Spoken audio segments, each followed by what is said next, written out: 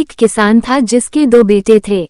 वह बहुत ही आलसी और निकम्मे थे। वह अपने पिता को कामकाज में हाथ बटाने के बजाय आलस किया करते थे, इधर उधर घूमते फिरते थे। किसान को अपने बेटों की बहुत फिक्र थी। वो सोचते थे कि मेरे मरने के बाद इनका क्या होगा, यह अपना पेट कैसे भरेंगे, अपने परिवार को कैसे संभाल पाएंगे। एक दिन किसान की हालत बहुत ही गंभीर थी, कहने का मतलब किसान मरने की हालत में था। तभी किसान ने अपने दोनों बेटों को बुलाकर उनसे कहा कि हमारे खेत में एक खजाना गड़ा हुआ है, लेकिन वह किस जगह है उसकी जानकारी मुझे भी नहीं है, लेकिन खोदने बाद तुम्हें वो खजाना मिल जाएगा। इतना कहकर किसान भगवान को प्यारे हो गए।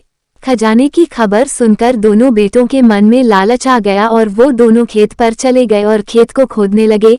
खजाने के लालच में कुछ ही दिनों में पूरे खेत को खोदने के बाद वह घर जाकर बैठ गए और वह अपने पिता को कोसने लगे। इसी तरह कुछ महीने बीत गए और वर्षा ऋतु का आगमन हुआ। किसान के बेटों के पास पेट भरने के लिए सिर्फ एक ही जरिया था, वो है खेती। तब बाकी किसानों की तरह किसान के बेटों ने खेत में बीज बोने शुरू कर दिए।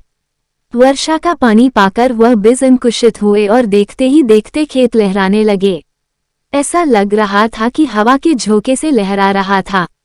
ये देखकर किसान के बेटे बहुत खुश हो गए। उनको समझ आ गया कि परिश्रम ही सच्चा धन होता है और वो उसी तरह से अपने पिता के शब्दों का मोल भी समझ गए और अपने कामकाज में लग गए।